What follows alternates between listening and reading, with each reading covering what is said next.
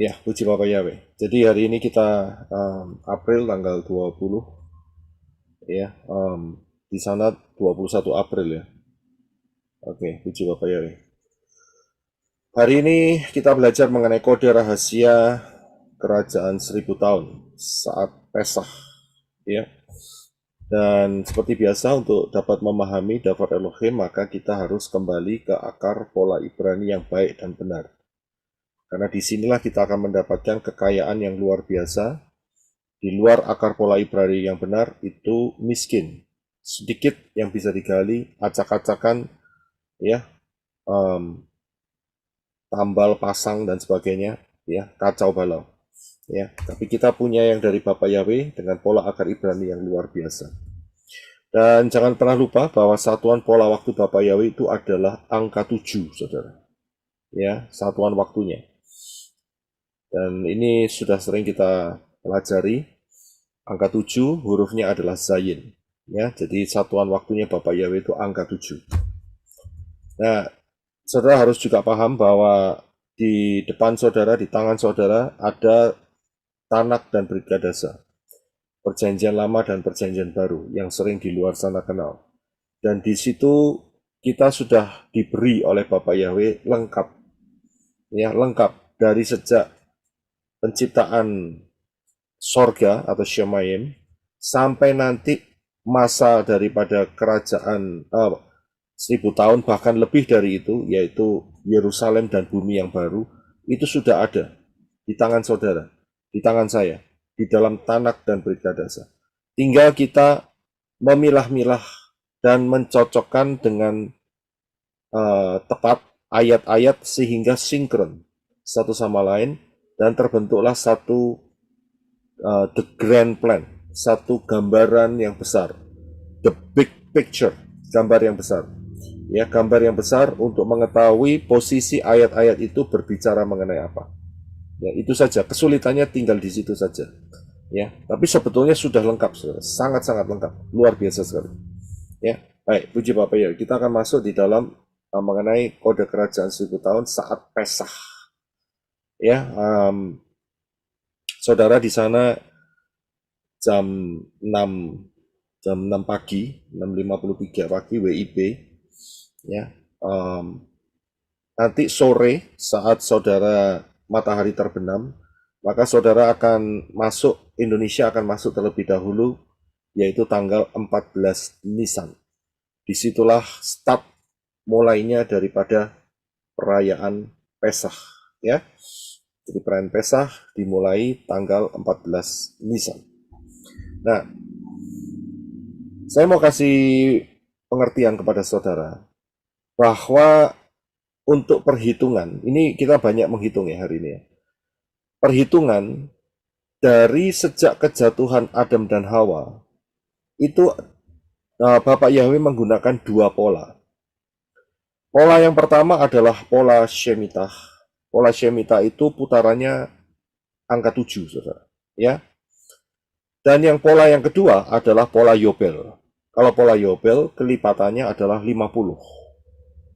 Nah, kalau kita tarik, saudara bisa lihat dari titik A sampai titik B, di mana titik A adalah kejatuhan Adam dan Hawa, dan titik B itu adalah kedatangan Yeshua HaMasyiah yang kedua. Ya, dengan menggunakan pola Shemitah, yaitu kelipatan daripada angka 7, dan itu diputar beratus-ratus kali sampai 857 kali putaran. Jadi 7 dikali 857. Maka akan bertemu di satu titik, yaitu dengan angka 5999. Ini tidak percaya saudara pakai kalkulator. Sudah pasti tepat saudara. Karena saya ngitungnya juga pakai kalkulator saudara. Dan sedangkan pola Yobel itu kelipatan dari 50. Dan kalau 50 ini dihitung, diputar sampai 120 kali putaran, maka titik terakhir daripada daripada putaran 50 yang diputar 120 kali ini adalah 6000. Bisa lihat ya, di kotak sebelah kanan. Jadi perbedaannya itu hanya 1 tahun. Ya, hanya 1. Hanya satu. Satu ini adalah 1 tahun, saudara. Jadi 5.999, 5.999 dan 6.000. Ya. Nah, inilah nanti yang kita akan waspadai, ya, supaya kita berjaga-jaga lebih early, lebih awal, lebih lebih pagi ya. Jadi kita nggak sampai kesiangan, kita nggak sampai terlambat. Karena itu kita menggunakan pola Shemitah sebagai patokan ukuran untuk berjaga-jaga. Ya, jadi disinilah titiknya. Karena perbedaannya hanya 1 tahun, saudara. 1 tahun itu tidak lama, saudara. Mungkin dulu orang mikir 1 tahun itu lama. Bayangkan aja tahun 2024 sekarang ini kita sudah menyelesaikan 4 bulan, saudara. 1/4 dari tahun ini kita sudah selesaikan. Kurang 3/4, saudara. Tidak lama lagi, masuk bulan 6, kita sudah, ya, kita bukan 1/4 ya, kita sudah 33%, saudara. Ya, sepertiganya kita sudah lewati. Dan tidak lama lagi, 2 bulan lagi, kita masuk bulan 6, kita sudah di tengah-tengahnya, saudara. Cepat sekali, saudara. Ya, jadi 1 tahun itu sangat-sangat cepat sekali. Nggak lama seperti dulu. Ya, dan ini luar biasa, inilah yang disebut percepatan yang daripada Bapak Yahweh. Jadi saudara bisa lihat ya, dengan pola Shemitah dan pola Yobel, ya, itu ada di satu titik ujung yang selisihnya itu hanya 1 tahun, yaitu 5.999 dan 6.000. Ya, jadi saudara paham dalam hal ini. Nah, kita akan masuk mengenai pembahasan yang lebih dalam. Saya berikan satu gambar. Kalau menurut saudara ini gambar apa? Mungkin saudara. Millennium di Edinburgh, Scotland. Ya, terima kasih untuk Brisco. Ya, dia langsung cepatnya. Ini adalah disebut sebagai Millennium Clock. Ya, Millennium Clock yang ada di Edinburgh, ya, di museum di sana. Dan Millennium Clock ini, kalau saudara lihat di sebelah kiri, saya tampilkan gambar, itu ada patung-patung kecil. Saudara tahu nggak jumlahnya berapa itu? 12. 12, ya, terima kasih. Betul. Jadi jumlahnya itu 12. Nah, 12 ini mewakili apa? 12 ini mewakili kutub setiap bulan. Ya, jadi pada saat pembuatnya membuat Millennium Clock ini, itu mereka kesurupan sehingga membentuk sebuah benda seperti ini. Dan benda ini sebetulnya adalah kelihatannya antik, tapi mempunyai aura spiritual yang buruk karena mengeluarkan kutub untuk tiap-tiap bulannya, saudara. Ya, dan kalau saudara lihat di tengah-tengahnya itu ada seperti cermin yang sebelah kanan itu, dan di situ ada tengkorak di atasnya. Dan itulah merupakan pancaran kutubnya itu dikeluarkan di sana. Menurut mereka seperti itu. Ya, jadi ini sebetulnya rancangan daripada alam supernatural, yaitu bukan miliknya Bapak Yahweh, tetapi dari malaikat-malaikat yang jatuh. Ya, malaikat-malaikat yang jatuh. Dan ini satu kutuk. Jadi mereka itu aktif, saudara. Karena dengan kutuk itu, orang manusia yang terbuka celahnya akan kena. Ya, akan kena kutuk itu. Tapi kalau tidak ada celah, kutuk itu tidak akan kena. Apalagi kalau saudara dan saya senantiasa ada di dalam darah Yeshua. Ya, persekutuan dengan tubuh dan darah Yeshua. Dan kemudian saudara penuh dan dipimpin oleh Ruah Yahweh Elohim, maka kutuk itu ditangkis oleh malaikat-malaikat penjaga yang setia kepada Bapak Yahweh. Karena itu jangan buka celah. Ya, ini yang harus saudara perhatikan. Ya, dengan cara kutuk inilah maka hal-hal yang buruk itu ditransferkan ke dalam manusia, kemudian manusia mendapat kesulitan-kesulitan hidup. Ya, tapi saya nggak bicara soal masalah ini lebih dalam. Yang saya mau tanyakan, saudara tahu kira-kira tingginya berapa ini? Ada yang tahu nggak? Kira-kira Kayaknya tinggi banget itu, Pak. 7 meter. 8 meter Pak kali. 7 meter, 666. 666 apa? Sentimeter? Kira-kira. 10 meter. Kayak 10 di meter. atasnya itu ada salib ya, di atasnya itu ya, paling atas. Ayo, kurang ajar udah salib bro. Bilang dong, itu cukup mungkin ah. Berapa Sini, meter? Kira-kira tingginya berapa? 10 meter. Pak Koy. Ya. Ya, tingginya adalah 10 meter lebih sedikit. Itu jawabannya. Ya, 10 meter lebih sedikit. Kalau kita lihat di dalam satuan meter, saudara tidak akan mendapatkan apa-apa. Oh, cuma 10. Saudara berpikir 10 itu yod, betul kan? Kalau di apa itu namanya konversikan ke huruf Ibrani kan 10 yod, saudara. Tangan. Ya kan? Memang ini hasil karya tangannya setan, saudara. Tapi uniknya, kalau meter itu dikonversikan menuju feet, itu hasilnya adalah, siapa yang tahu? 6. 30, 666. 3 feet. ya, 33 feet. Nah, kita coba simpan dulu ya, masalah angka 33 ini ya. 33 feet. Oke? Jadi, saudara tahu ya, tinggi daripada jam kutuk ini lebih cocok ya, ngomongnya itu jangan millennium clock.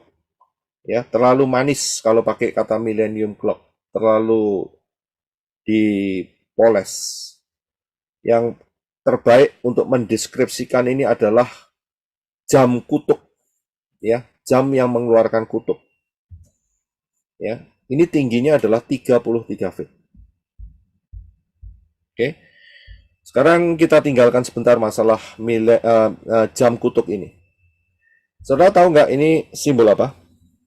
Freemason. Iya. Freemason. Ya, terima kasih. Saudara sudah tahu ya, ini namanya simbol Freemason. Saudara tahu nggak?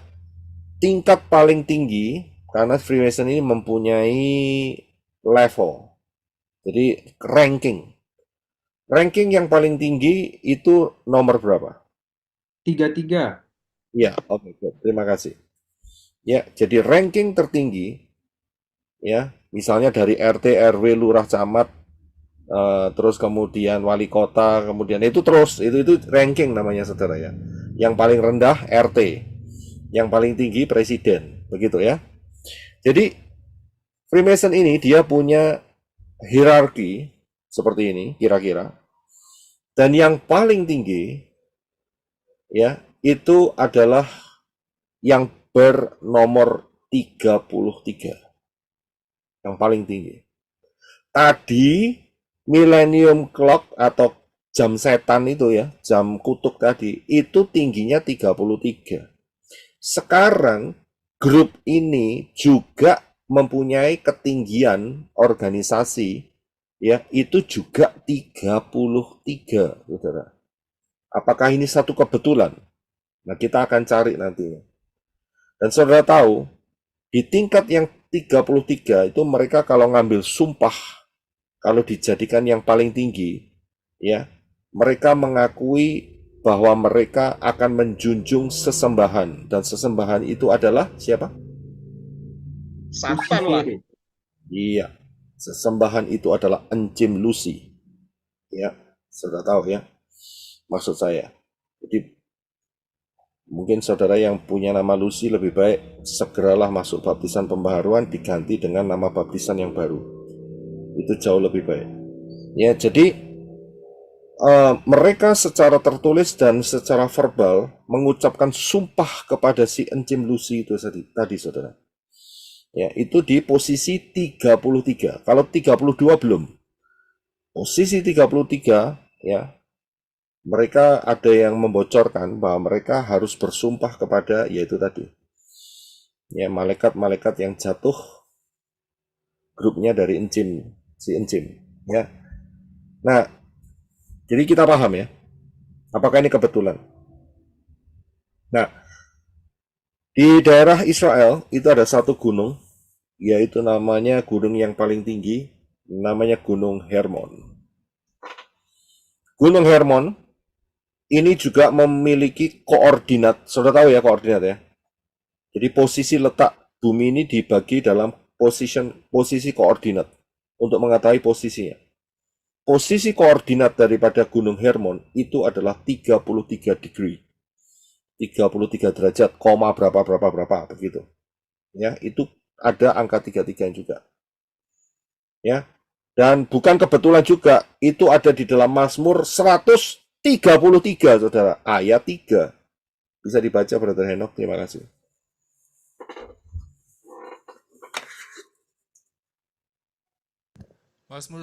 Mazmur 133 ayat 3. Seperti embun Hermon yang turun ke atas pegunungan Sion, karena kesanalah Yahweh memerintahkan berkat kehidupan sampai selama-lamanya. Iya, terima kasih. Saya yakin saudara tahu ya lagunya ya.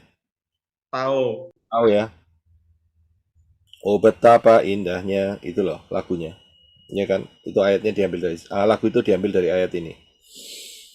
Mazmur 133 ayat 3 dikatakan bahwa penulis Mazmur menggunakan satu gambaran, yaitu seperti embun yang dari Hermon dan turun ke Sion. Sion itu Yerusalem. Dan dikatakan di sanalah Yahweh memerintahkan apa? Berkat. Bukan kutuk, saudara. Berkat. Bahkan berkat ini, ya, bukan cuma untuk kehidupan di bumi saja, tetapi dikatakan kehidupan sampai selama-lamanya. Wow, kekal, saudara ya. Tapi di titik Hermon ini ada koordinat, yaitu 33 derajat. Ya, kita simpan dulu. Sekarang, dengan ditemukannya kitab yang hilang, salah satunya adalah kitab Henok. Di situ tertulis, saudara, bahwa setan-setan yang jatuh, itu jatuhnya melalui satu portal, satu pintu gerbang, yaitu Gunung Hermon, saudara. Dan kita sudah tahu kan tadi, bahwa Gunung Hermon itu koordinatnya adalah 33. Ya kan? Betul kan? 33. Apakah ini satu kebetulan? Nah, ini dia. Ya. Di satu sisi, Mazmur 133 ayat 3 dikatakan, Bapa Yahweh memerintahkan berkat, bahkan berkat sampai kekal. Tapi di satu sisi, ada yang namanya jam kutuk, ada yang namanya tingkatan Freemason, yang sampai 33 tingkatannya.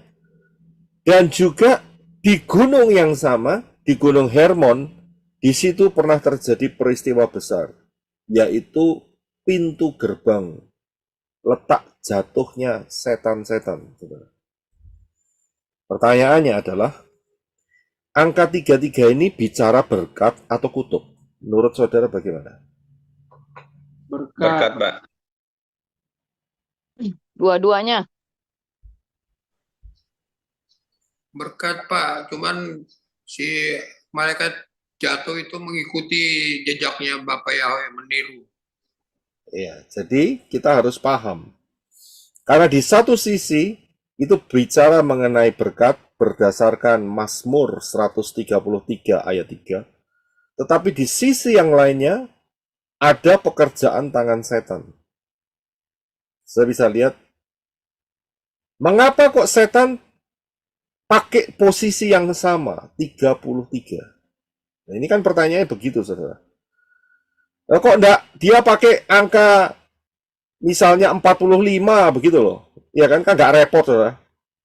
Tetapi kok dia mau menyamai. Ya. Nah, disinilah rahasianya. Setan pernah mengatakan bahwa aku hendak menyamai yang maha tinggi. Pernah ingat ayatnya? Ya, aku hendak naik, aku hendak menyamai yang maha tinggi. Jadi dari sini dikatakan kita bisa paham bahwa setan itu tidak punya original platform. yang dia bisa lakukan itu hanya meniru platformnya Bapak Yahweh. Dia hanya tiru, saudara. Dia tidak bisa bikin sendiri karena dia tahu platformnya Bapak Yahweh itu paling efektif dan efisien. Tidak ada hikmat yang bisa menandingi hikmat Bapak Yahweh. Betul kan? Karena itu dia tidak mungkin bisa melebihi Bapak Yahweh. Loh, ya memang jelas loh dia itu malaikat toh. Dia itu adalah ciptaan, bukan si pencipta itu sendiri. Jadi dari situ kita tahu bahwa setan itu isinya itu hanya bikin KW-KW. Ngerti ya KW-KW ya?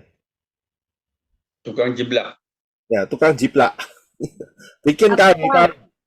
Ya, Niru-niru, Pak. niru-niru. Palsu. Ya. Palsu, Pak. Palsu. Ya. Jadi bisanya itu cuma itu, saudara. Jiplak begitu.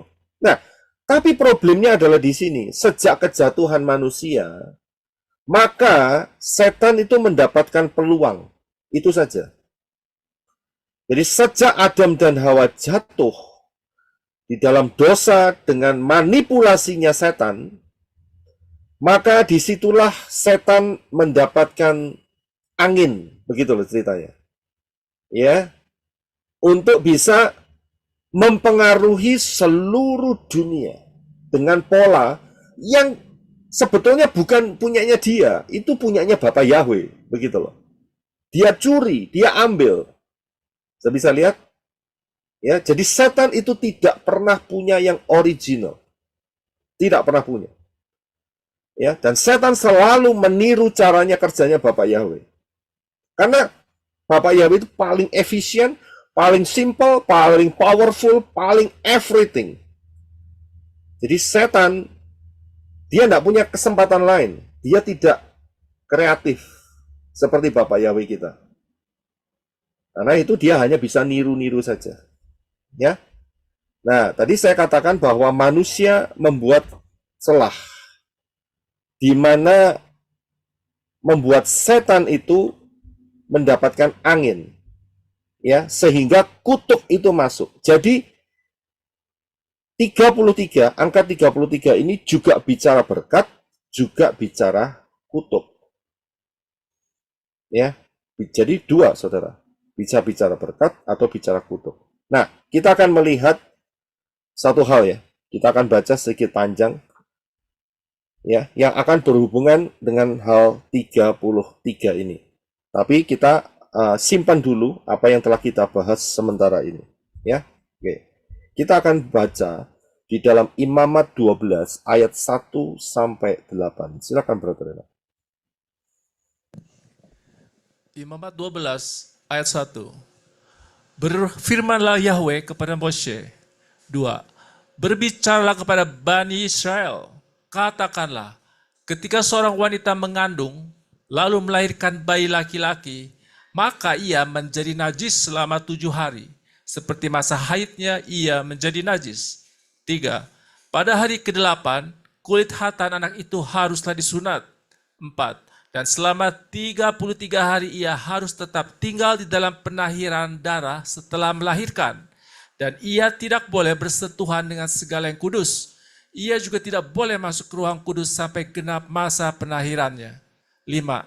Apabila ia melahirkan bayi perempuan, maka ia menjadi najis selama 2 minggu, seperti masa haidnya. Dan selama 66 hari ia harus tetap tinggal di dalam penahiran darah nifasnya. 6.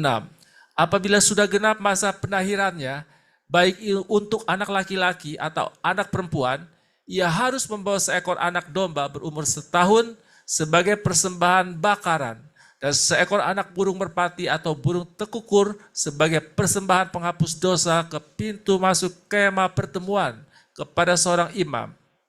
7. Lalu imam itu harus mempersembahkannya ke hadapan Yahweh dan mengadakan penebusan bagi bayinya, maka ia menjadi tahir dari lelehan darahnya. Itulah Taurat bagi yang melahirkan bayi laki-laki atau perempuan. 8. Namun, jika ia tidak mampu mempersembahkan seekor kambing domba, maka ia dapat mempersembahkan 2 ekor burung tekukur atau 2 ekor anak burung merpati, yang seekor sebagai persembahan bakaran dan yang lain sebagai persembahan penghapus dosa. Dan imam harus mengadakan penebusan baginya sehingga ia menjadi tahir. Ya, terima kasih. Siapa yang pernah baca ayat ini? Saya, Pak. Oke. Pernah dapat maknanya nggak? Saya Pak. Pernah Pak, tapi belum dapat maknanya waktu itu. Hari ini baru Pernah, ngeh. Iya. Pertanyaan kita nggak dapat maknanya, kita hanya baca begitu saja, saudara. Ya, tapi ini firman daripada Bapa Yahweh. Dikatakan ayat pertama, berfirmanlah Yahweh kepada Moshe. Jadi ini firman Bapa Yahweh. Ya. Ternyata di satu Fatsal ini, Fatsal 12 ini, ayat 1 sampai 8 ini mengandung rahasia yang tersembunyi, saudara. Luar biasa Bapa Yahweh kita ini. Saya akan mulai dari satu ayat, yaitu ayat 8, yang dikatakan, namun jika ia tidak mampu mempersembahkan seekor kambing atau domba, maka ia dapat mempersembahkan 2 ekor burung tekukur. Saudara kira-kira pernah dengar enggak mengenai hal ini? Mengenai persembahan 2 ekor burung tekukur. Belum, Pak. Yesua. Pak. Ya. Pernah, Pak. Waktu Yesua Siapa? dibaca Elohim. Inilah jawaban penggenapan dari ayat Imamat 12 ayat 1 sampai 8, yaitu di dalam Lukas 2 ayat 24. Silakan Brother Enoch. Imamat 12 ayat 1. Lukas Sampai- Imamat sudah dibaca. Oh ya. Lukas 2 ayat 24. Dan untuk mempersembahkan kurban menurut apa yang telah dikatakan di dalam Torah Yahweh, sepasang burung tekukur atau 2 ekor anak burung merpati. Ya, terima kasih. Siapa yang bawa? Yang bawa adalah Yosef dan Miriam. Saat itu mereka sedang menggendong bayi Yosua yang baru saja dilahirkan. Ya, baru saja dilahirkan. Dan yang dibawa oleh Yosef saat itu hanya 2 ekor burung tekukur atau burung merpati. Dari sini kita tahu bahwa Yosef dan Miriam ini tidak mampu. Ya, jadi golongan yang bukan orang kaya, bukan middle class, tahu ya middle class ya, menengah, tetapi betul-betul tidak mampu. Mungkin bisa dibantu untuk dilihat, ada yang buka ini. Ya. Jadi di sini kita lihat bahwa saat Yeshua dilahirkan melalui Miriam, ya, ini satu keluarga yang baru dan keluarga yang miskin, poor, ya. Yeshua yang begitu kaya, yang adalah Bapa Yahweh, Sang Pencipta langit dan bumi, dia mengosongkan dirinya sampai betul-betul masuk di satu keluarga yang miskin, saudara. Bayangkan, padahal dia adalah pencipta. Mengapa kok Yeshua pakai keluarga miskin ini, kok tidak pakai keluarga kaya? Supaya kemudian harinya, walaupun orang di dunia itu miskin, tetap bisa menjangkau Yeshua, karena Yeshua lahir di keluarga miskin. Kalau di keluarga kaya, maka yang miskin itu tidak bisa menjangkau, ya kan? Amin. Ya, jadi disinilah Yeshua itu sudah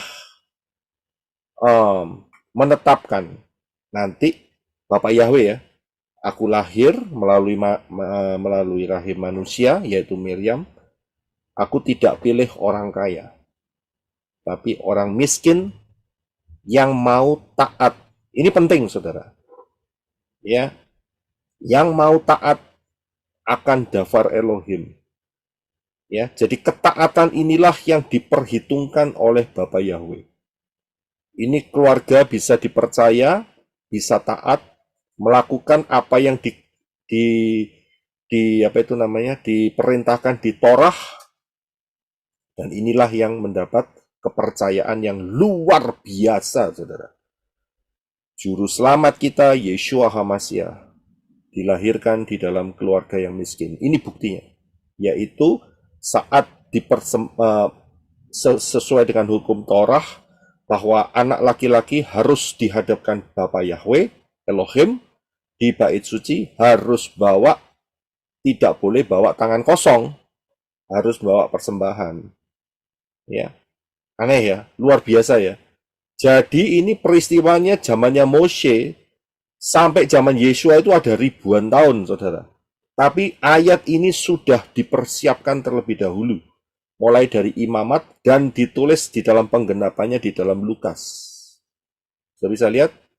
Kalau enggak kan si Yosef pasti bawa kambing domba, saudara. Mahal kambing domba. Yang dia bisa bawa adalah 2 ekor burung merpati. Ya, luar biasa sekali. Nah, ini yang ayat yang ke-8. Yosef dan Miriam juga taat akan apa yang dikatakan Torah, yaitu dia menyunatkan bayi Yeshua. Kita beralih ke ayat yang ketiga. Dikatakan pada hari ke-8, kulit katan anak itu haruslah disunat. Lukas 2 ayat 21 adalah penggenapannya. Silakan Brother Enoch. Lukas 2 ayat 21. Dan ketika 8 hari telah digenapi untuk menyunatkan bayi itu, namanya pun disebut Yeshua, nama yang disebutkan oleh malaikat sebelum dia dikandung di dalam rahim. Ya, terima kasih. Saudara bisa lihat, jadi mereka juga taat. Usia 8 hari, ya, bayi yang baru saja dilahirkan, itu kemudian disunatkan. Di mana? Di bait Elohim, yang di Yerusalem, saat itu. Dan mereka ketemu dengan 2 orang, yaitu Simeon dan Hana. Ya, saudara tahu kisahnya di dalam kitab Lukas. Nah, di sini yang pertama adalah membuktikan bahwa tidak ada kunjungan dari orang Majus. Sebabnya kalau orang Majus itu datang, mereka langsung kaya raya, saudara. Karena hadiahnya apa? Emas, kemenyan, mur. Itu barang-barang mahal, saudara. Kalau barang-barang mahal, berarti mereka bisa bawa kambing domba. Disinilah titik di mana saat Yeshua dilahirkan di palungan, ya, itu tidak ada orang Majus. Kalau ada orang Majus, mereka langsung ketimpa rezeki, saudara. Bayangin, saudara. Masa orang Majus datang dari jauh, bawa emas itu cuman saupil begitu ya. Tahu ya saupil ya? Kecil begitu. Kan enggak, saudara. Pasti bongkahan itu, saudara. Ya, dan itu mahal. Kemenyan itu juga mahal. Mur, kita sudah tahu minyak mur kan? Yang dari peristiwanya Hadasah, dilumuri mur, sampai bolotnya hilang semua itu saat itu. Ya kan? Itu kan mahal itu. Itu minyak ratu, minyak raja-raja, saudara. Mana mampu Yosef sama Miriam? Nggak mampu. Karena itu, ya, gambar-gambar yang menyatakan bahwa ada orang Majus datang ke palungan, itu namanya bohong. Ya, bohong. Itu salah besar. Ya, ini buktinya. Yosef dan Miriam hanya bawa 2 ekor burung tekukur dan menyunatkan bayi Yeshua. Ya, oke. Sekarang kita mau lihat masalah yang berikutnya. Yaitu kalau saya lihat, saya akan mundur sedikit. Ya. Dikatakan bahwa ayat yang kedua dan yang keempat. Ya, ayat 2 dan 4. Dikatakan bahwa, saya perhatikan ayat 2 dan 4 ya. Berbicara kepada Bani Israel, katakanlah ketika seorang wanita mengandung lalu melahirkan bayi laki-laki, maka ia menjadi najis selama 7 hari. Kemudian ayat 4, dan selama 33 hari ia harus tetap tinggal dalam penahiran darah setelah melahirkannya. Ia tidak boleh bersentuhan dengan segala yang kudus. Berarti selama 33 hari perempuan yang melahirkan bayi laki-laki itu juga najis posisinya. Ya. Bahkan ayat 4 dikatakan bagian B, ia juga tidak boleh masuk ke ruang kudus sampai genap masa penahirannya. Jadi selama 7 hari dia najis, kemudian juga selama 33 hari dia juga najis. Paham ya sampai di sini ya? Maknanya apa ini? 7 hari, kita tahu 7 itu angka sempurna. Betul ya? Saya mau bawa inilah sebuah peristiwa Pesah yang tersembunyi. Mengapa? Kata huruf atau angka 7 maksud saya, itu adalah angka sempurna. Yeshua pada saat di kayu salib, dia ditumpahi dosa manusia dari sejak zamannya Adam sampai nanti zaman kiamat. Bahkan dosanya kita kecantol di sana juga. Jadi dia betul-betul najis, saudara. Yeshua saat di kayu salib, dia najis. Karena itu selama 3 jam terjadi kegelapan. Matius 27:45. Silakan, Brother Henok. Matius 27 ayat 45. Dari jam 12 siang kegelapan turun atas seluruh tanah itu sampai jam 3 petang. Ya, terima kasih. Saya bisa lihat 3 jam itu ada kegelapan. Karena apa? Karena saat detik itu, saat Yeshua sudah didirikan salibnya, jadi sudah sampai di kayu salib, dipaku tangannya, dipaku kakinya, kemudian terjadi gelap 3 jam, saudara. Ini bukan gerhana matahari, saudara. Banyak yang ngomong gerhana matahari, ngawur. Ini gelap yang dari Bapa Yahweh. Kenapa gelap? Dosa itu gelap, saudara. Dosa itu gelap. Orang tinggal di dalam dosa itu tinggal di dalam kegelapan. Ya, itu dijelaskan di dalam kitab Yohanes. Ya, kitab Yohanes Fatsal yang pertama, ya, itu dikatakan bahwa coba saya carikan sebentar ya. Terang itu sudah datang, tapi manusia lebih menyukai kegelapan. Itu ayatnya berkata demikian. Kalau ada yang bisa bantu untuk mencari, karena saya nggak taruh di sini. Ya, Yohanes 1 itu Pak, ayat yang ke 10 ya, 5. 9 atau berapa? Ayat berapa? Yohanes 1 ayat yang ke-5 atau ayat?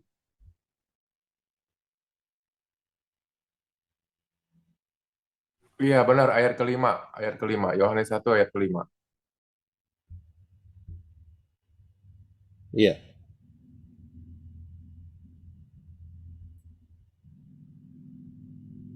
Ya, Yohanes, di dalam Yohanes 1 ini, saudara bisa baca. Terang itu, Ya, ayat kelima.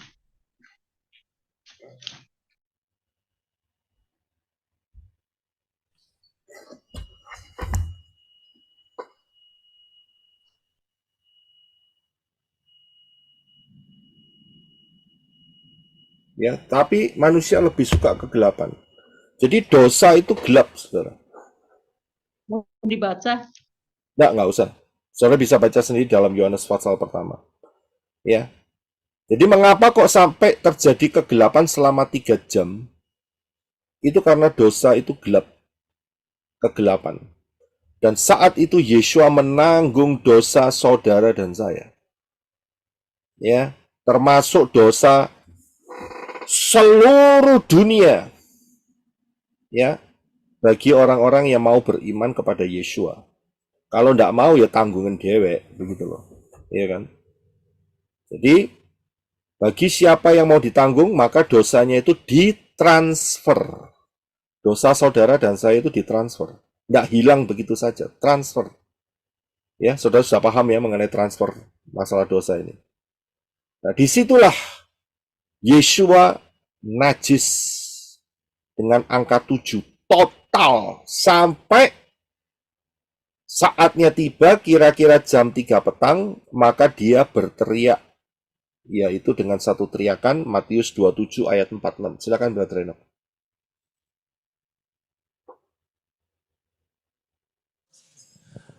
Matius 27 ayat 46. Kira-kira jam 3 petang, Yeshua berteriak dengan suara nyaring, Eloi, Eloi, lama sabachthani, yang artinya, Elohimku, Elohimku, mengapa engkau meninggalkan aku? Ya, saya bisa lihat Elohim, Bapa Yahweh itu kudus dan dia tidak bisa kompromi dengan dosa. Perhatikan kalimat ini. Tidak ada yang namanya kompromi dengan dosa. Dosa akan diekspos. Dosa akan ditelanjangi dan dosa itu memalukan.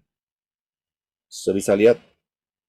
Jadi hati-hati di dalam hal masalah dosa ini. Dosa hanya bisa hilang kalau dosa itu diakui. Ditransfer kepada Yeshua. Hilang dosanya. Dan jangan melakukan hal yang lebih buruk. Berdosa lagi. Nanti akan terjadi hal yang lebih buruk. Saat itu Matius 27:46 mengatakan bahwa kira-kira jam 3 petang, jadi Yeshua sudah tergantung selama 3 jam. Selama 3 jam Yeshua tergantung. Ya. Dan dia berteriak, mengapa engkau Elohimku, Elohimku, Elohimku, mengapa engkau meninggalkan aku? Mengapa engkau meninggalkan aku? Karena dosa. Nah, kembali lagi, berarti dalam posisi 3 jam ini, Yeshua betul-betul najis. Karena ditinggal oleh Elohim. Karena menanggung bukan dosanya sendiri. Yeshua nggak berbuat dosa. Dia nanggung dosa saudara dan saya. Ya, jadi inilah yang disebut sebagai najis selama 7 hari. Ya, 7 hari itu karena saat imamat ini berbicara mengenai soal wanita yang mengandung. Saya bisa lihat. Dan uniknya, ayat 4 dikatakan selama 33 hari. Saudara bisa lihat ada angka 33. Tadi di atas kita berbicara soal angka 33. Di Imamat 12 ini juga ketemu angka 33. Saudara tahu umur berapa Yeshua mati? 33. 3 juga. Ya. Saudara bisa lihat di sini. 33. Ya. Apa ini nggak bisa kembali? Tolong bisa di mute ya. Terima kasih. Ya. Jadi di titik digit yang sama yaitu 33. Kalau tadinya Bapak Yahweh sudah menetapkan berkat melalui Hermon, Gunung Hermon, Mazmur 133 ayat 3, ada berkat yang dicurahkan, bahkan kekal sampai selama-lamanya. Tetapi berkat itu disabotase oleh setan dengan kutuk-kutuk jam, kutuk, dan kemudian setan-setan yang jatuh di Gunung Hermon, dan juga organisasi Freemason tadi yang tingginya adalah 33, ya paling atas. Saya bisa lihat, dan tindakan Yeshua ini adalah menyerap kembali kutuk-kutuk itu. Saudara bisa paham ya? Jadi kutuk-kutuk yang dilemparkan oleh setan-setan kepada dunia ini itu diserap kembali oleh Yeshua. Ya. Yang juga usianya adalah 33 tahun. Ada angka 33. Galatia 3 ayat 13. Coba kita baca, disinilah transferringnya dari sini. Silakan Brother Enoch. Galatia 3 pasal 13. Pasal 13. Hamasyah telah menebus kita dari kutuk Torah dengan telah menjadi kutuk demi kita, sebab telah tertulis, terkutuklah setiap orang yang tergantung pada kayu salib. Ya, terima kasih. Saya bisa lihat dikatakan Yeshua Hamasyah membeli saudara, menebus kita. Kita orang Goyim pakai kata kita dibeli. Untuk orang Israel ditebus. Karena penulis Galatia adalah Rabbi Saul, orang Israel. Jadi dia pakai kata tebus. Tapi buat kita dibeli. Saya bisa lihat dari apa? Dari kutuk Torah. Ya, jadi ada kutuk yang ditransfer dari kita karena kita berdosa melalui jalur Adam dan Hawa, ditransfer kepada Yeshua. Ya, dikatakan Hamasyah telah menebus kita dari kutuk Torah dengan telah menjadi kutuk demi kita. Saudara, menjadi kutuk demi saudara dan saya. Supaya kita terlepas dari kutuk itu. Kutuk yang dimasukkan setan melalui Gunung Hermon. Saya bisa lihat, Yeshua lah yang menyerap kutuk yang ada di dalam kehidupan kita. Jadi ini penting sekali, saudara. Kalau nggak diserap, ya, maka kutuk itu akan tetap ada di dalam manusia. Kutuk ini masalah besar, saudara. Jangan dianggap enteng kutuk ini. Karena itu bagi yang minta baptisan dengan saya kasih daftar, ya, pertanyaan. Dan itu menyangkut kutuk. Ya, harus dijawab dengan jujur. Ya. Karena saya tidak mau bermasalah dengan Bapak Yahweh di kemudian hari. Ya.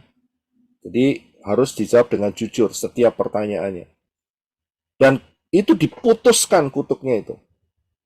Ya, diserahkan kepada Yeshua. Yeshua sudah menanggung. Dan ini di sini ada kutuk Torah. Saya sedikit mengalihkan sedikit apa itu kutuk Torah. Ini terjadi banyak penyimpangan pengertian mengenai kutuk Torah. Ya, banyak yang berpikir ini lihat, ya, kamu lihat kutuk Torah. Berarti Torah tidak berlaku lagi. Salah. Nggak ngerti maksudnya. Sebetulnya penjelasannya gampang sekali, saudara.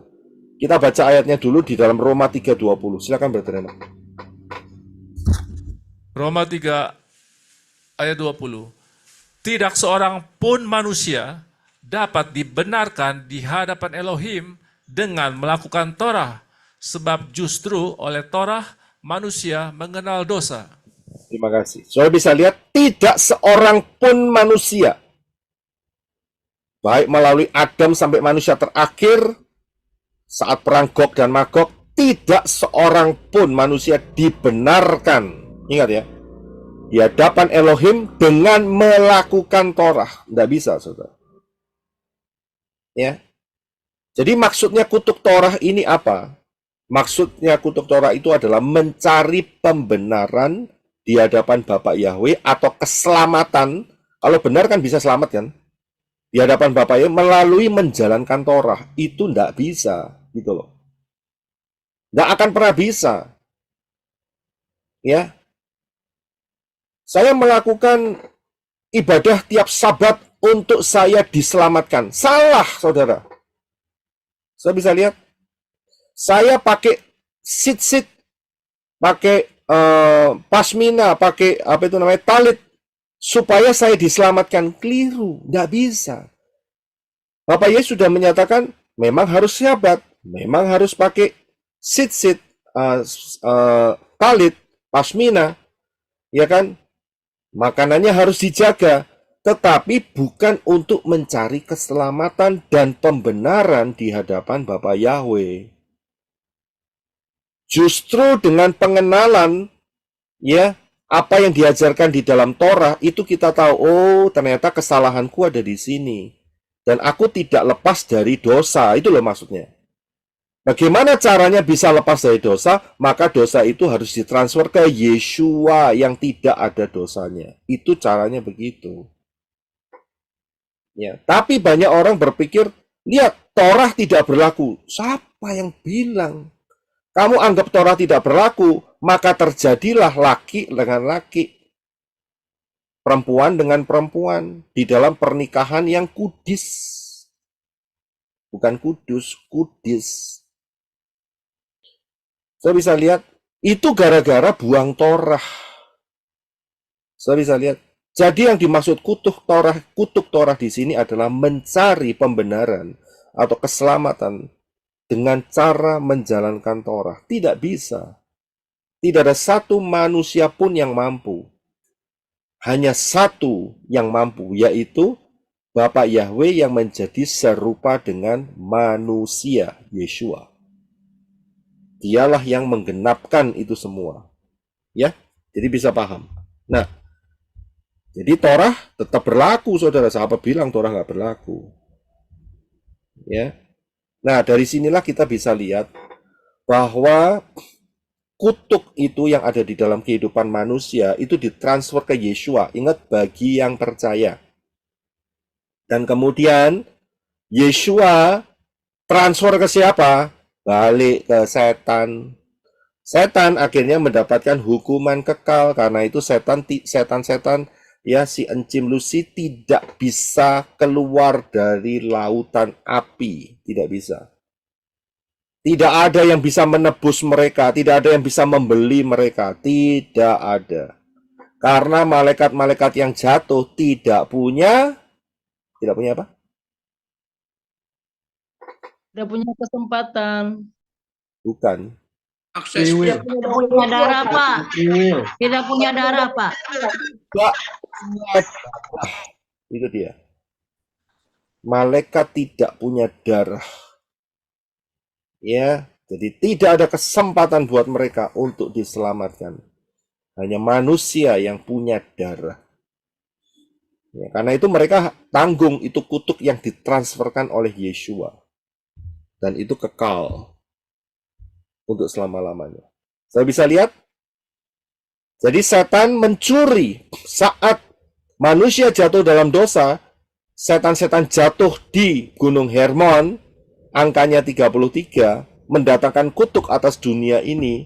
Kemudian sama Yeshua yang usianya 33, kutuk itu diserap sama dia. Bagi siapa yang mau percaya. Amin. Luar biasa nggak cara kerja Bapak Yahweh? Keren banget, saudara. Elegan banget. Ya, dahsyat, saudara. Bisa melepaskan ya kita dari kutuk-kutuk. Caranya super canggih, saudara. Setan kecolongan di sini. Padahal profesinya sudah ada. Ya, engkau akan akan menggigit tumitnya dan tumitnya akan meremukkan kepalamu. Itu transfer. Setan nggak sadar. Ya mungkin sadar, cuman nggak berhasil. Begitu aja. Setan mah nggak pernah berhasil. Bapak Yahweh itu dahsyat sekali. Ya, dia berhasil dalam segala rancangan-rancangannya. Kalau dia sudah merancangkan saudara dan saya untuk rapture, saudara. Amin, pasti aja. Amin.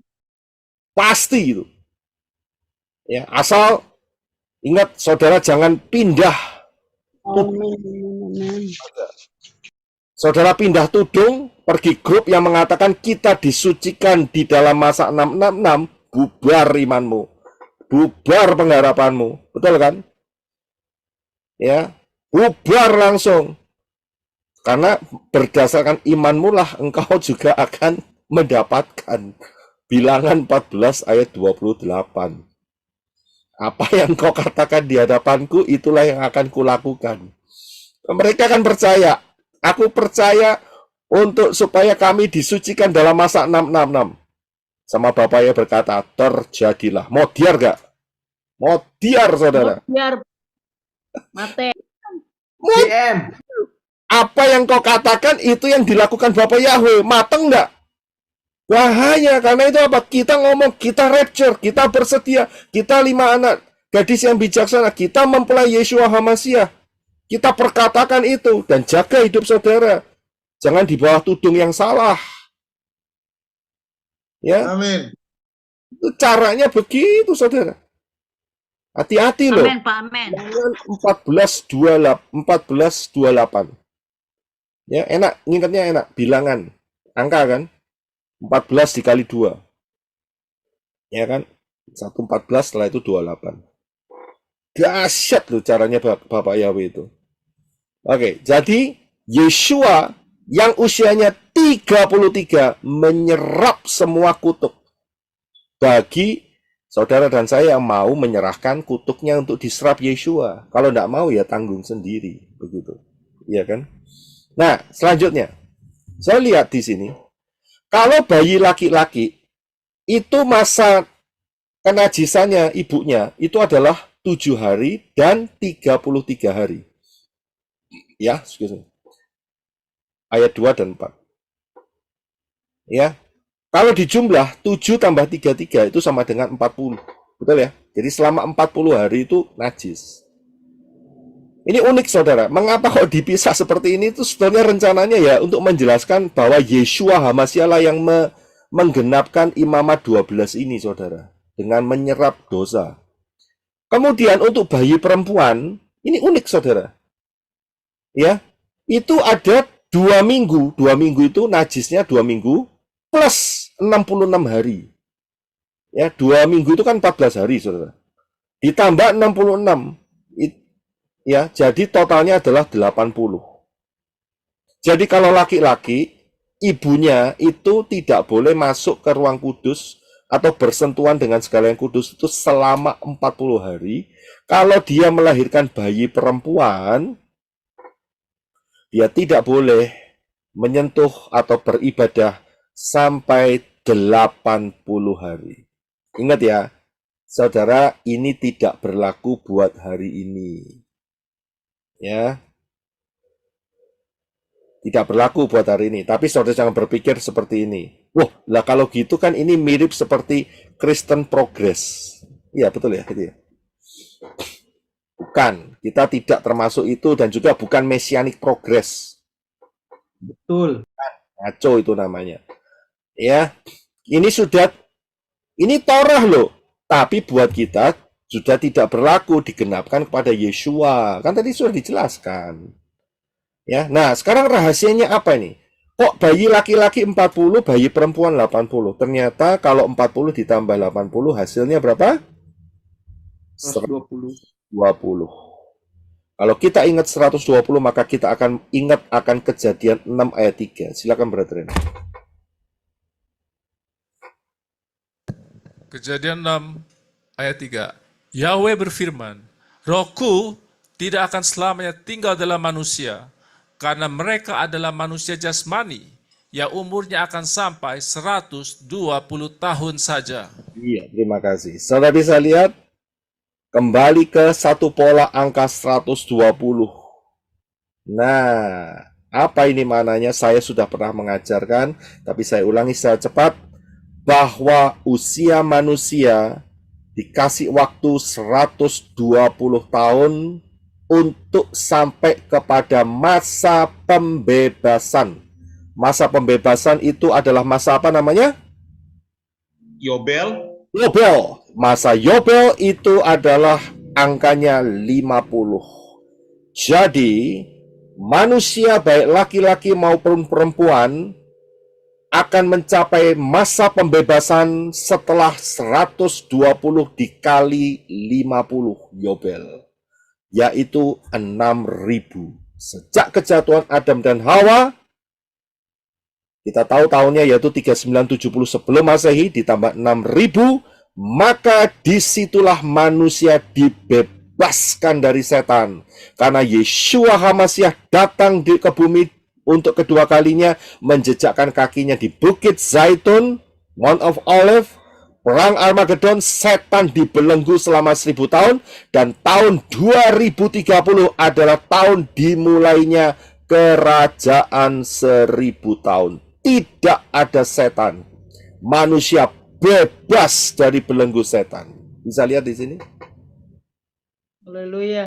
Asyatnya Bapak Yahweh buat saudara dan saya ngasih tahu secara detail.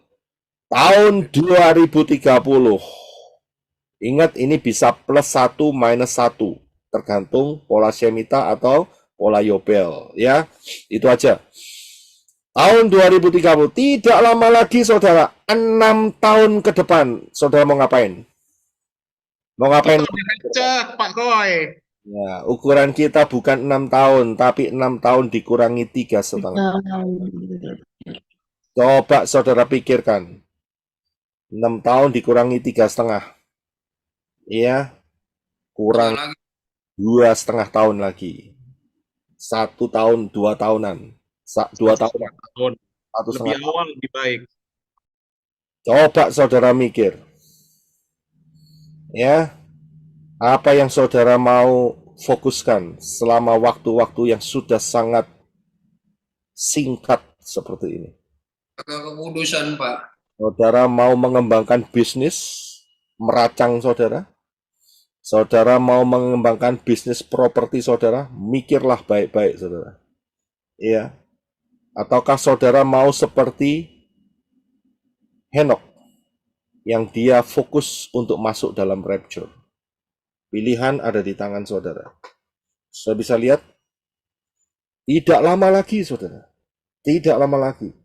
Ini saatnya tidak bisa dibuat main-main. Ya, paham ya akan hal ini. Nah, saya akan berikan berkat yang kedua. Itu yang pertama.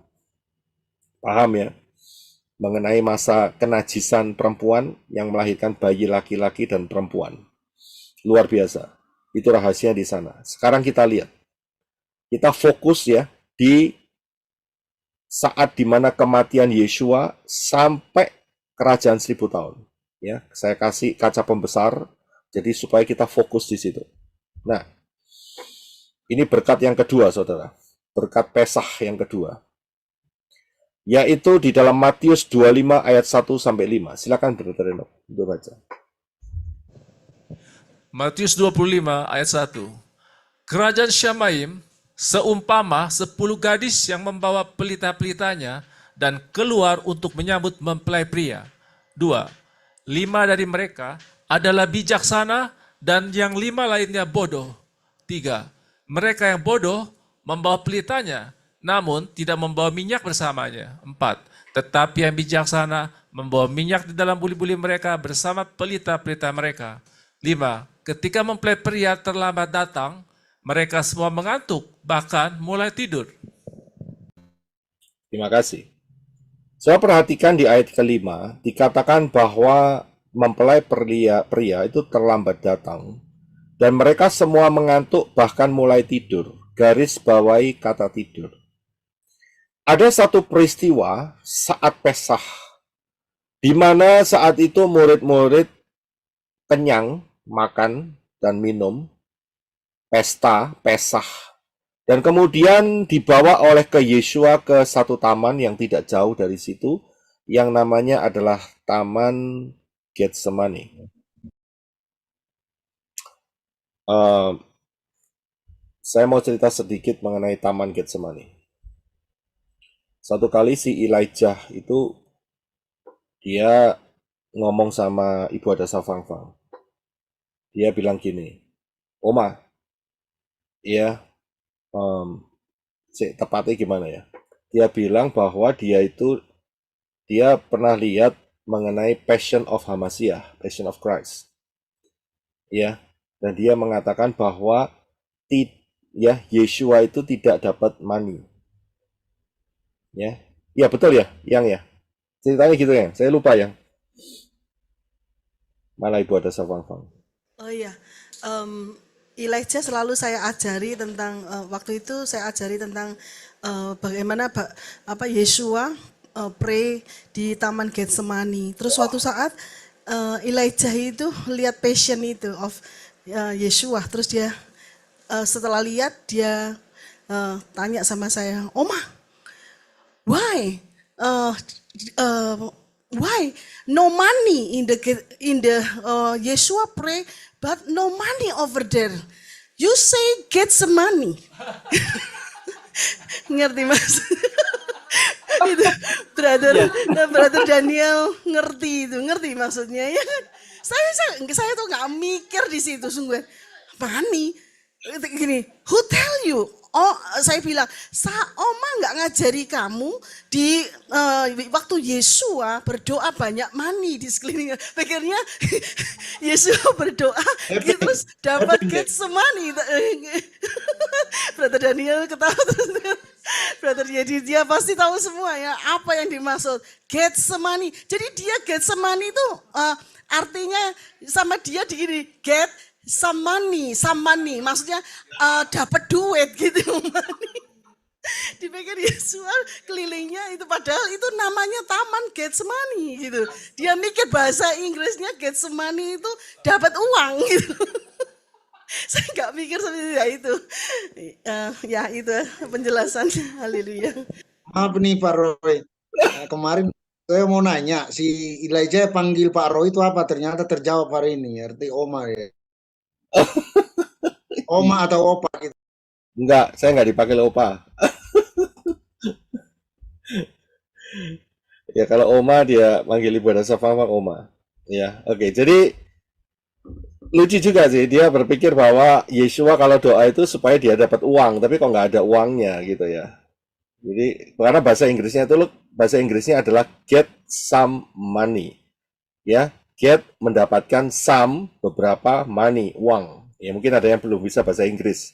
Nggak apa-apa, saya jelaskan ya. Jadi dia pikir, mana uangnya? Oh sudah doa, Yeshua sudah doa kok nggak dapat uang gitu.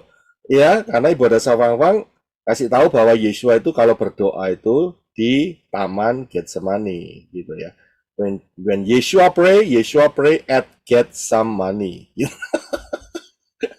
Ya oke, puji Bapak ya. Oke, kita lanjut.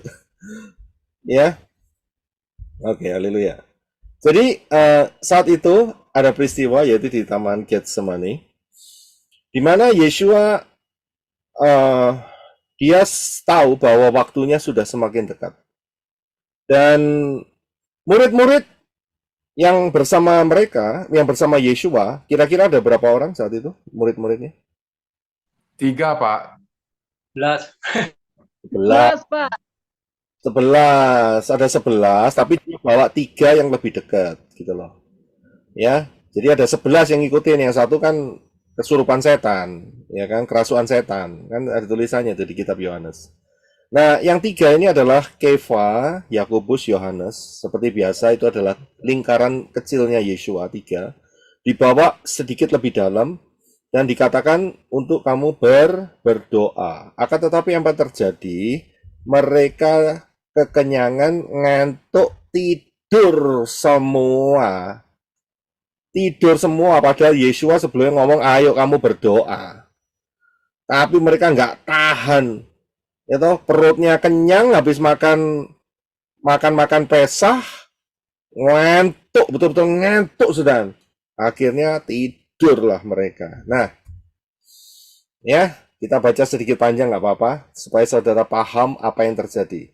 Silakan Brother Enoch, Matius 26, 36, 46. Silakan. Matius 26 ayat 36.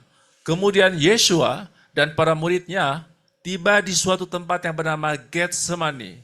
Lalu dia berkata kepada mereka, duduklah di sini sampai aku selesai berdoa di sana. 37. Dia membawa serta Kepa yaitu Petrus dan kedua anak Zebedius. Lalu dia mulai berduka dan bersusah hati. 38.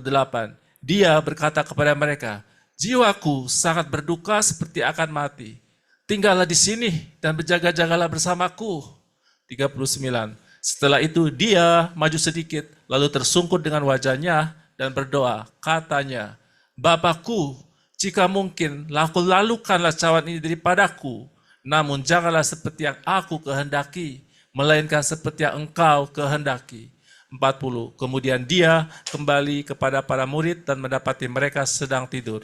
Berkatalah dia kepada Kepa Petrus, apakah kamu tidak sanggup berjaga-jaga 1 jam saja bersamaku? 41. Berjaga-jagalah dan berdoalah, supaya kamu tidak masuk ke dalam pencobaan. Roh memang berkemauan kuat, tetapi tubuh lemah. 42. Lalu dia maju untuk kedua kalinya dan berdoa. Katanya, Bapakku, jika cawan ini tidak mungkin berlalu dariku, kecuali aku meminumnya, biarlah kehendakmu yang terjadi. 43. Kemudian dia kembali dan mendapati mereka sedang tidur, sebab mata mereka telah menjadi berat. 44. Maka dia meninggalkan mereka dan maju lagi berdoa untuk ketiga kalinya dengan mengucapkan perkataan yang sama. 45. Kemudian dia kembali kepada muridnya dan berkata kepada mereka, tidurlah dan beristirahatlah. Lihatlah, saatnya semakin mendekat dan anak manusia diserahkan ke tangan orang-orang berdosa. 46. Bangunlah, marilah kita pergi. Lihatlah, yang mengkhianati aku sudah dekat. Ya, terima kasih. Kalau saudara perhatikan ayat-ayat ini, maka kita akan dapat melihat di mana Yeshua itu berdoa 3 kali. Jadi dia berdoa pertama kali, kemudian dia kembali, dia mendapati murid-murid tidur. Kemudian dia berkata, kamu tidak bisa berjaga 1 jam. Ingat ya, ada kata 1 di sana. Kemudian dia kembali lagi berdoa, mengucapkan yang sama, kembali lagi. Dan ditemui lagi, ya ayat yang ke-43, mereka tidur lagi. Ini tidur yang kedua. Tidur yang pertama itu adalah ayat 40, tidur yang kedua, ya Yeshua lihat tidur lagi, diketahui tidur lagi, itu yang kedua adalah di ayat 43. Kemudian Yeshua mengatakan perkataan yang sama. Perkataan yang sama itu apa? Yaitu, apakah kamu tidak sanggup berjaga-jaga 1 jam bersamaku? Ada kata 1 lagi. Dan setelah itu, dia doa lagi kan? Dan setelah itu dia kembali, begitu kembali, dia berkata begini, ya, tidurlah dan beristirahatlah. Ya kan? Selesai ceritanya. Dalam arti, dia sudah tidak berdoa lagi untuk yang keempat kalinya. Dan dia berkata, bangunlah. Nah, ingat, bahwa 5 gadis yang bodoh dan bijaksana itu sama-sama tertidur. Tadi kan tertulis di atas, Matius 25. Ya. Dan di dalam peristiwa Yeshua berdoa di Taman Getsemani, dinyatakan ada 2 kali kata 1 jam. Ya, dan ini merupakan kode. 2 kali kata 1. Nah, kodenya ada di mana? Saudara perhatikan gambar ini.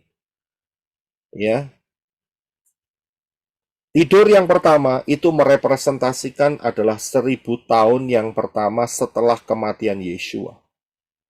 Sedangkan tidur yang kedua adalah 1000 tahun yang kedua. Ya. Jadi yang pertama adalah nomor 5. Saya kasih kutip, yang kedua adalah 1000 tahun yang berikutnya, yang 6. Ada 2 jam, ada 2, ada 1 ditambah 1, 2. 2 ini berarti sama dengan 2000 tahun. Saya bisa lihat, dan setelah itu Yeshua tidak melanjutkan doa ke-4 kali, ke-5 kali, tidak, tetapi Yeshua berkata, bangunlah. Saya bisa lihat formasi ini. Ya, jadi disinilah kita menemukan bahwa saat Pesah, ini kan saat Pesah, habis ini Yeshua akan ditangkap. Ya, ini kan 14 Nisan, saudara. Ini saat Pesah. Ya, ada kode yang tersembunyi, yaitu mengenai 2000 tahun bahwa anak-anak Bapa Yahweh akan tertidur. Tetapi di tahun yang terakhir, yaitu ke 1000 tahun yang terakhir, yaitu tahun yang ke-7000, bangunlah. Di situ mereka tidak tidur. Ya, selama ini manusia Elohim banyak yang tertidur, tetapi sekaranglah waktunya untuk bangun dari tidur. Saudara bisa paham di sini? Saya berikan 1 ayat supaya saudara jangan tidur lagi karena sudah dekat waktunya.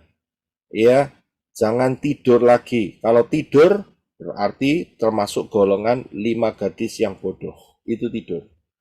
Ya, walaupun mereka memang sudah bangun di dalam Matius 25, akan tetapi mereka tidak berjaga-jaga. Posisinya sama. Tidak berjaga-jaga, tidak mempunyai minyak, sama dengan tidur. Ketinggalan toh? Sama-sama ketinggalan. Nah, kan kita nggak mau jadi yang ketinggalan. Karena itu, Yeshua sudah mempersiapkan ayatnya, yaitu di dalam Lukas 12 ayat 35 sampai 38. Silakan Brother Enoch. Lukas 12 ayat 35. Hendaklah pinggangmu tetap terikat dan pelitamu tetap menyala. 36. Dan hendaklah kamu sama seperti orang-orang yang sedang menantikan tuannya pulang dari pesta perkawinan, supaya ketika ia datang dan mengetuk pintu, mereka segera membukakan pintu baginya. 37. Berbahagialah hamba-hamba yang ketika tuannya datang, mereka didapati sedang berjaga-jaga. Aku berkata kepadamu, sesungguhnya tuannya itu akan mengikat pinggangnya, lalu mempersilakan mereka duduk sehidangan, kemudian datang dan melayani mereka. 38. Dan jika ia datang pada tengah malam atau dini hari, dan ia mendapati hamba-hamba itu sedemikian rupa, maka berbahagialah mereka. Ya, terima kasih. Kata berbahagia, ayat 38, maka berbahagialah mereka. Itu kata berbahagia itu bisa diartikan sebagai maka diberkatilah mereka. Sama, berbahagia dan diberkati. Ya, itu sama. Nah, kalau saudara lihat, ya, dikatakan ayat 38, jika ia datang tengah malam atau dini hari, berarti belum siang, saudara. Ia mendapati hamba-hamba itu sedemikian rupa. Maksudnya sedemikian rupa itu apa? Ada yang mau coba jawab ya dari ayat ini? Jaga atau bangun. Iya. Jadi berjaga. Ya, terima kasih. Jadi yang dikatakan sebagai sedemikian rupa ini adalah ayatnya, penjelasannya adalah ayat 37 bagian A. Berbahagialah atau diberkatilah hamba-hamba yang ketika tuannya datang, mereka didapati sedang tidur. Begitu? Tidak, ya kan? Sedang apa? Berjaga-jaga. Ini dia, saudara. Jadi, ayat 38 dikatakan sedemikian rupa. Ia mendapati hamba-hamba itu sedemikian rupa. Itu berarti maksudnya hamba-hamba itu tidak ngorok, tidak tidur, tapi berjaga-jaga. Dan dikatakan inilah yang membahagiakan mereka. Karena apa? Karena jawabannya cuma satu. Pada saat saudara dan saya dalam detik-detik terakhir menjelang rapture, saudara berjaga-jaga, maka yang berjaga-jaga sajalah yang akan di rapture. Sudah paham di sini? Kalau tidak berjaga-jaga, tidak rapture. Paham di sini? Hati-hati loh, saudara. Dikatakan ada hamba-hamba di ayat-ayat yang lain, di kisah yang lain, Yeshua menggunakan perumpamaan ada hamba-hamba yang jahat. Ada hamba-hamba yang malas. So bisa hamba loh posisinya, tapi jahat dan malas. Tapi kalau hamba itu berjaga-jaga, saat tuannya itu datang, walaupun tengah malam atau dini hari, dan tuannya mendapatkan seperti itu, tidak tidur, ya, tidak terbuai dengan yang namanya ikatan kedagingan, ya, maka dialah yang dipersiapkan untuk rapture. Hati-hati, saudara. Nggak semua loh, saya bilang, yang bisa masuk rapture. Sedikit loh. Tidak semua.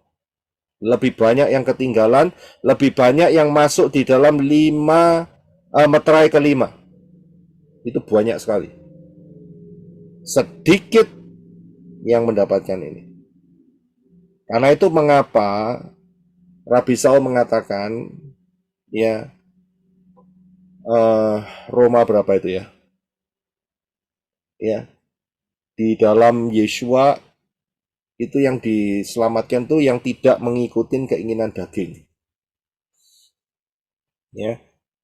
Jadi kalau sampai ada keterikatan sampai hari ini, itu sebetulnya indikator, ya, saudara belum terlepas dari ikatan-ikatan. Roma 8 ayat pertama kan itu?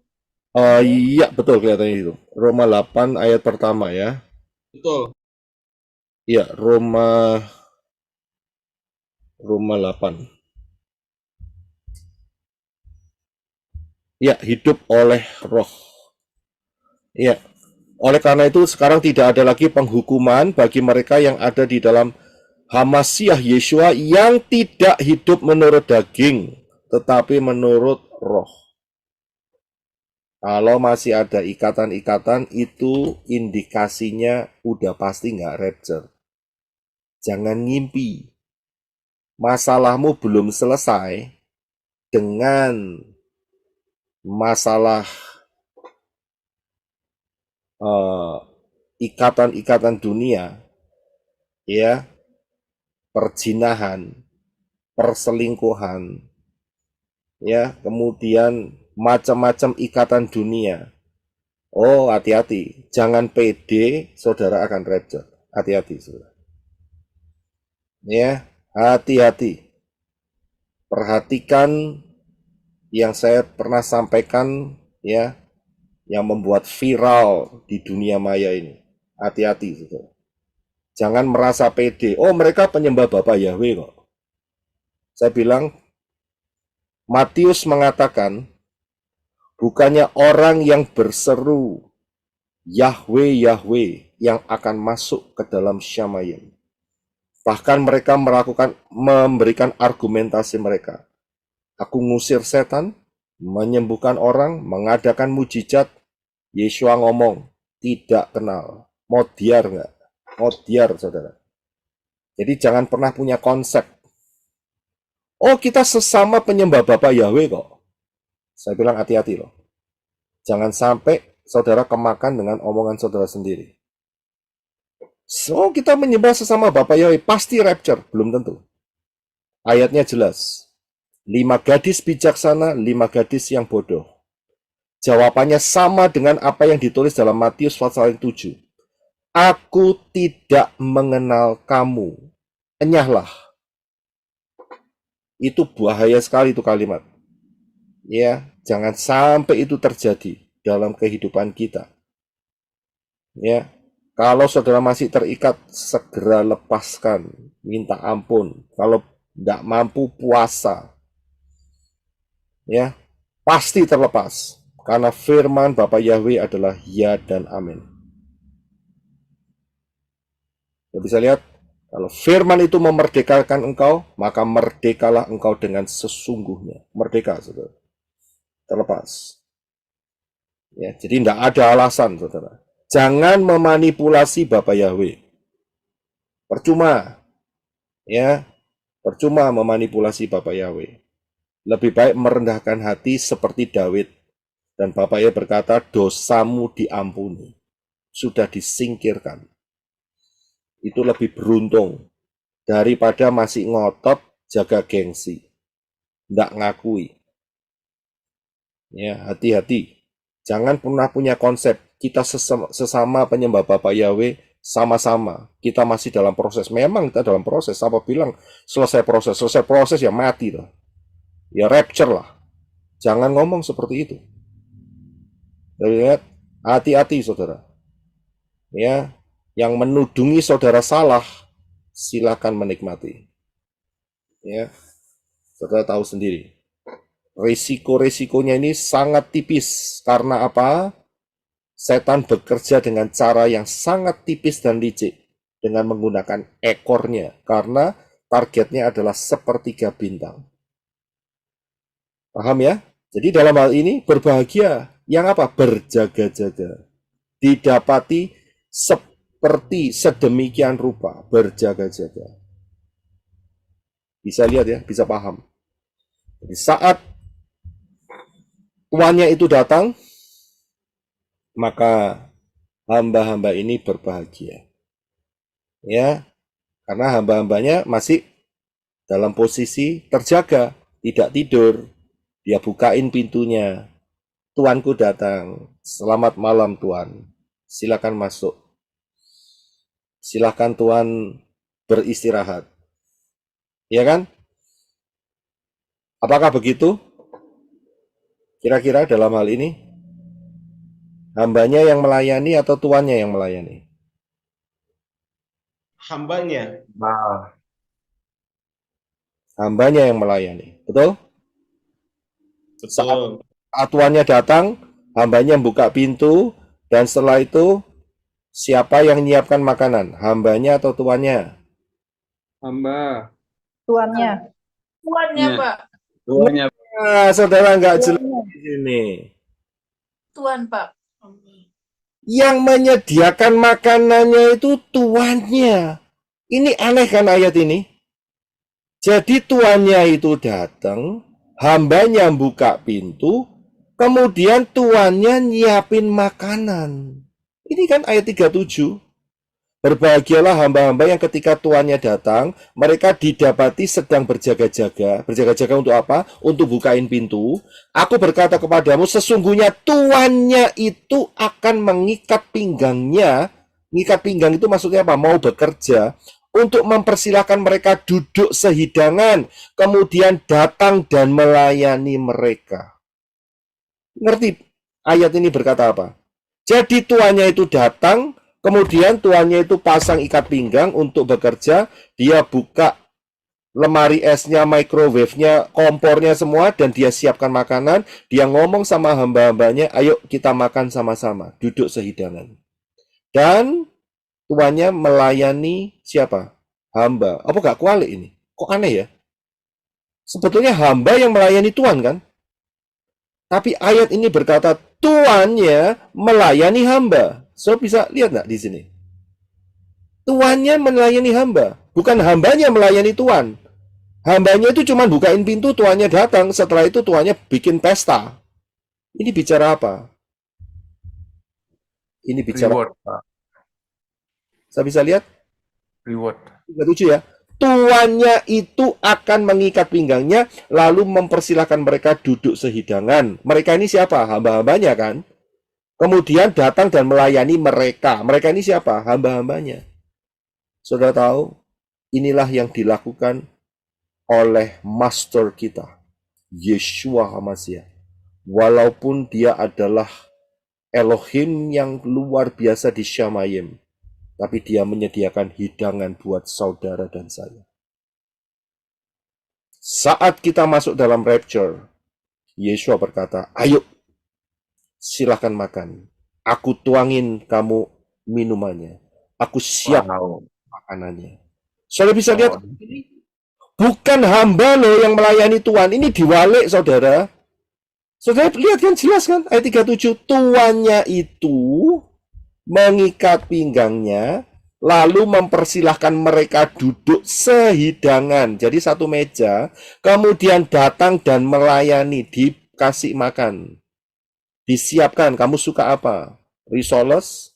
Suka apa? Tahu goreng? Suka apa? Empek-empek? Tapi tidak ada udangnya. Saya bisa lihat. Ya, yang melayani kita nanti itu Yeshua, luar biasa enggak? Padahal itu adalah Bapak Yahweh yang super dahsyat loh. Betapa humble-nya Bapak Yahweh. Dengan menggunakan perumpamaan ini untuk menjelaskan saat kita ada di meja perjamuan pesta kawin anak domba. Saya sampai mengeluarkan air mata saat menyiapkan hal ini. Saya tidak nyangka ayat ini. Saya lagi siapin hari ini, dikasih inspirasi oleh Ruah Yahweh Elohim. Saya tidak nyangka, saya pikir hambanya yang melayani Tuhan. Terus kemudian mata saya diarahkan sama Ruah Yahweh Elohim, lihat kamu baik-baik ayat 37. Kaget saya. Loh, ternyata tuannya yang melayani hambanya. Kan kualik ini mestinya. Saudara bisa lihat betapa kasihnya Bapak Yahweh kepada saudara dan saya. Sampai di Syamayim pun dia melayani saudara dan saya. Nggak luar biasa nih. Kita punya Elohim yang dahsyatnya luar biasa. Kerendahan hatinya itu luar biasa. Saya berkata, terima kasih Ruah Yahweh Elohim. Engkau buka message ini di detik-detik terakhir. Saya dapat hari ini loh, saudara. Haleluya. Ya. Biasanya kan selalu kalau hamba melayani Tuhan, tapi enggak kali ini. Tuhan melayani hamba. Aneh kan? Saudara bisa merasakan kasihnya Bapak Yahweh kepada saudara dan saya. Begitu besar kasih Elohim akan dunia ini. Ya, maka dia menyerahkan anaknya yang tunggal, dan barang siapa yang percaya kepadanya seharusnya tidak binasa, melainkan beroleh kehidupan yang kekal. Aku datang bukan untuk dilayani, tetapi aku untuk melayani. Luar biasa enggak? Dan dilayani sampai pesta kawin anak domba. Wah, dahsyat sekali Bapak Yahweh kita ini. Karakternya begitu kuat sekali. Kerendahan hatinya, kasihnya, pengampunannya. Siapa kita kok dilayani oleh Elohim? Siapa kita? Siapa saudara? Siapa saya? Kita banyak melakukan kesalahan, pelanggaran, dan sebagainya. Kita tidak luput dari hal itu. Dan saudara bisa merasakan bagaimana kasih Bapak Yahweh yang sangat mengasihi saudara dan saya. Bahkan sampai pesta kawin anak domba pun, ayat ini sudah dinyatakan yang akan dilakukan oleh Yeshua. Dia melayani saudara dan saya. Dahsyat sekali. Saya bisa merasakan sentuhan kasihnya. Saya bisa lihat, karena itu Yeshua mengatakan, kasihilah Yahweh Elohim dengan segenap hatimu, dengan segenap jiwamu, dan dengan segenap kekuatan akal budimu. Betapa dia mengasihi saudara, melebihi segala-galanya, segala-galanya. Apakah kita masih mau arogan atau mau sombong? Saya yakin kita akan berpikir lagi setelah ini. Bahkan di Syamayim pun, Yeshua melayani. Wow, dahsyat luar biasa. Saya nggak habis pikir sampai sekarang ini saya nyampaikan, saya betul-betul mengeluarkan air mata, dan Bapak Yahweh menyentuh dengan ayat yang luar biasa ini. Aku datang bukan untuk minta dilayani, tapi aku datang untuk melayani. Saya bisa lihat siapa kita, siapa saudara, siapa saya. Kita ini sampah, apalagi kita goyim. Kita tidak ada DNA-nya Abraham secara fisik. Kita ini goyim, kita ini terbuang. Tapi begitu besar kasih Bapak Yahweh kepada saudara dan saya. Dan ayat itu dinyatakan, dia yang akan melayani saudara dan saya.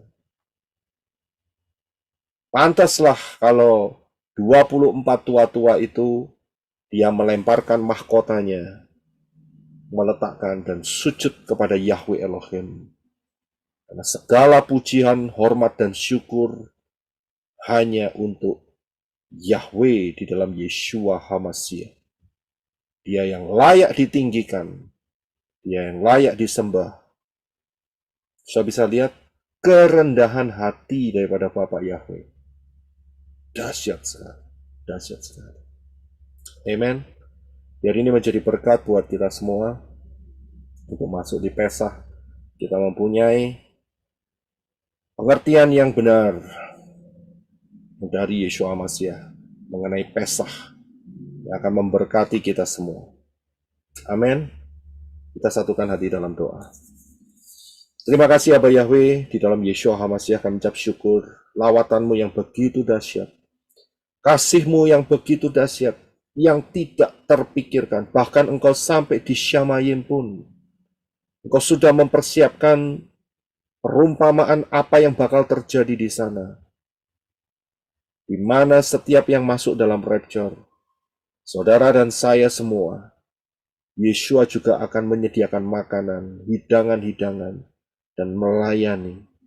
Sungguh, kasih-Mu atas kami yang begitu luar biasa, kami mengucap syukur.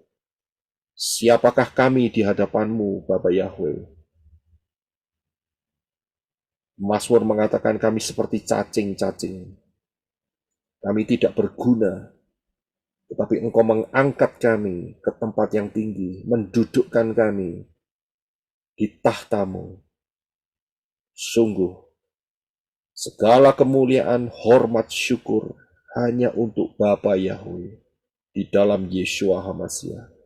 Iman kami tidak goyah, kami akan tetap teguh, tidak tergoyahkan sampai masuk dalam rapture. Penuhi kami dengan Ruah Yahweh Elohim, dan biar kami senantiasa dipimpin oleh Ruah Yahweh Elohim. Terima kasih Aba Yahweh. Ucap syukur, biar banyak jiwa boleh terjamah oleh hadirat Bapa Yahweh pada hari ini, dan mereka boleh bertobat, mencintai Bapa Yahweh dengan segenap hati, masuk dalam rencana keselamatan dan masuk dalam rapture yang luar biasa. Di dalam nama Yeshua HaMashiach, kita akan angkat tangan kita bersama-sama. Bapa Yahweh memberkati engkau dan melindungi engkau.